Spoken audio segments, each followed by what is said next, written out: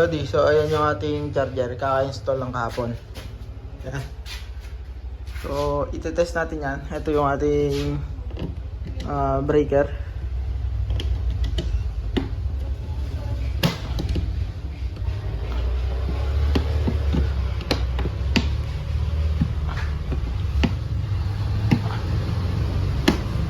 Yan. So buhay natin. So ayan, umilaw na, green. All green. Tapos yung ating power consumption is 2 watts. Siguro 2 watts tong ilaw. So ayan, meron tayong metro. Naglagay tayo ng metro. Ito yung isa lalagyan pa natin para dun sa ito. Lalagyan natin portable. So meron tayong ground. Ayan yung grounding. Naka-grounding yan pareho. So magdadagdag pa tayo ng isa. Ito, papunta dito. Ayan. Ay, sorry. Hindi nakita nyo ba malaw din? So meron tayong ulit. Ito yung ating main. Itong breaker na to is for dito. Itong isa, yung sa gagamitin natin for the portable para matry natin kung gumagana. So ayun yung ating grounding. Sorry, hindi. So ayun yung grounded na socket yung para dun sa portable. Ito naman yung ating mismong charger. So yung ilaw yata yung 2 watts. Ayan. So itatry natin ito ngayon mga lodi. So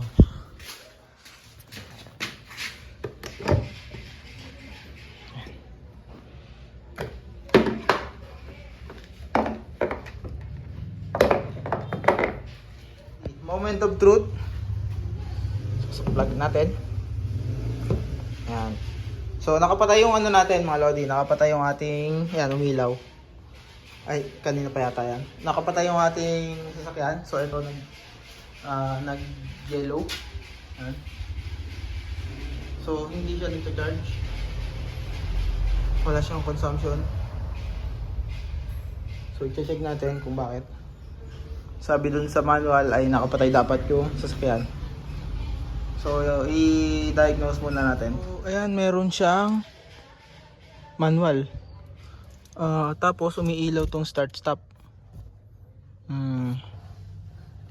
Okay, so kailangan ba natin buhayin?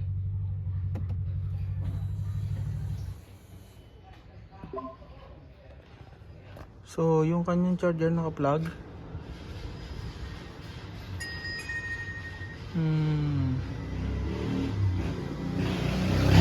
Nakalagay naka-plug pero hindi siya nagcha-charge. So ulitin natin. Oops. So patayin ulit natin.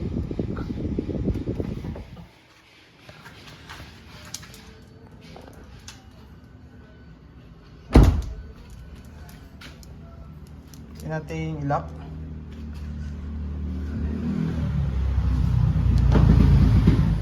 So nilock natin.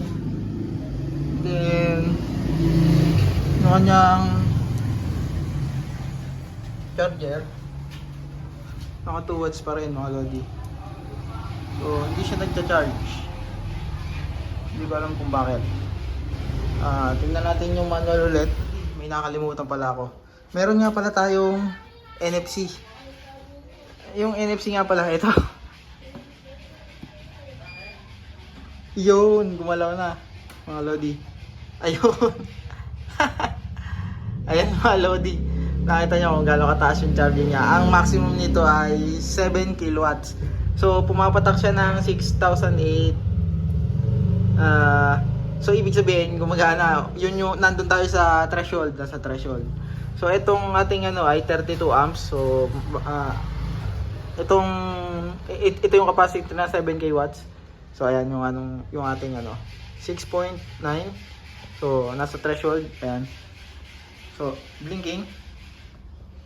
Yun yung naalala ko. So wala tayong mali sa ginawa natin. Ayan, charging na, namatay.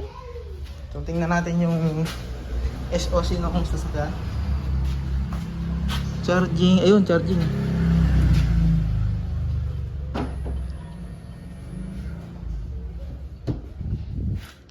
Ayan sa mga lodi. Charging has been paused. Kasi binuksan natin. So isasara ulit natin. Naka-pause pa rin mga lodi. So kailangan natin patayin. Ayun. So pinatay na, nilak ulit natin. nag-start na siya mag-charge. Ayun. Hindi ko lang, ayan, kita.